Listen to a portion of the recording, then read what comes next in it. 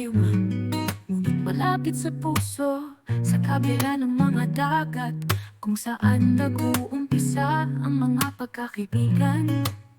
Si Annalyn, isang tunay na mandirigma, natalo ang anino ng kanser, maliwanag at bago. Si Pam Mary, may lakas sa kanyang mga ugat, lumalaban araw-araw sa gitna ng mga ulan, para sa mas maliwanag na kinabukasan ng kanyang mga anak. Ginagabayan niya ang kanilang mga landas sa mapagmahal na paraan.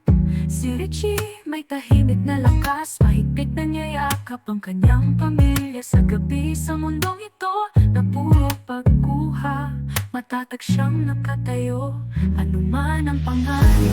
Buhay ang pag-ibig na umaabot sa mga milya, sa mga pagsubok, mga problema at mga ngiti. Ang muling pagkikita, anong tanawin ito? Isang ugnayang buo sa kabila ng dagat. Si Maricel, sa kanyang matatag na papel, taon na sa trabaho, ngunit pinabayaran ang presyo.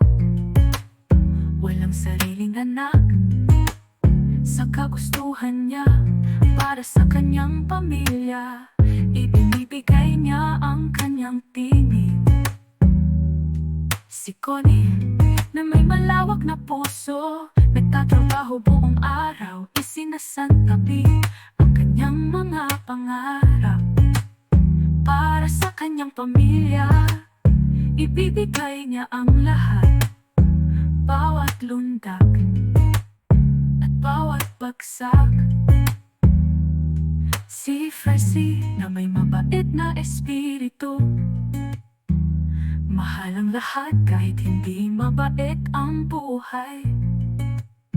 Sa kanyang mga pagsubok, nakakahanap siya ng paraan, nayakapin ang bawat pagsikat ng araw, araw-araw. Iba't ibang landas sa ilalim ng iba't ibang langit, ngunit isa ang tali ng ating mga puso.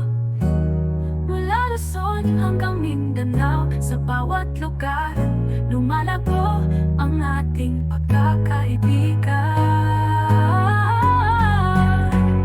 Mabuhay ang pag-ibig na umaabot sa mga milya, sa mga pagsubok, mga problema at mga ngiti.